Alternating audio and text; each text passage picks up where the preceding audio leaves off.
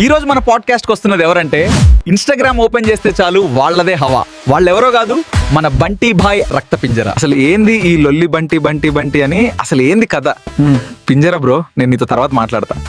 అరే ఏం లేదు రాబాయ్, మా పోరగాళ్లకు తునికి పండ్లంటే బాగా ఇష్టం ఉండే.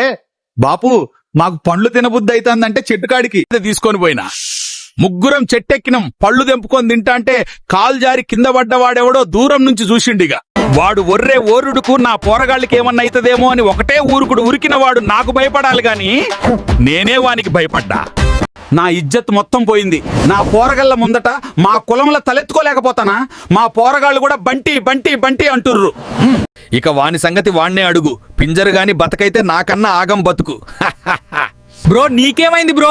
నీ ఇజ్జత్ మొత్తం తీస్తాడు బంటి బాయ్, ఏమైంది చెప్పు? అడవులు మొత్తం కొట్టి పడేత్తంటే ఏడికి పోయేది. 2 కప్పలు తిందామని ఊర్లోకి వచ్చినా కూడా రక్త పింజర్ రోయ్ బుసగొడుతుంది రోయ్. ఇటు ఇను పెద్ద మనిషి, నేనంటే ఎంత లేకున్నా కార్లలో వెళ్లే వాళ్ళకి కనబడతా. వాడు మీదకొస్తే వాడిని దొక్కుకుంటూ పోవుడే. అంటే మీకేమన్నైతే మీవి మాత్రమే ప్రాణాలు బాబీ కాదు. అంతేనా పెద్ద మనిషి? వస్తాం, బరాబర్ వస్తాం. రోడ్ల మీదకి కాదు, ఇంట్లోకి కూడా వస్తాం. ఎప్పుడు మమ్మల్ని చూడనట్టు బంటి బంటి బంటి అని వర్రకండి ప్లీజ్, మీకు దండం పెడతారా అయ్యా. ఉంటా మళ్ళా. ఓకే బంటి బాయ్, నాకు అర్థమైంది. మనుషుల జనాభా పెరుగుతుంటే అడవులన్నీ కొట్టేస్తున్నారు. మరి జంతువులు ఆలోచించండి, ఈ భూమి అందరిది.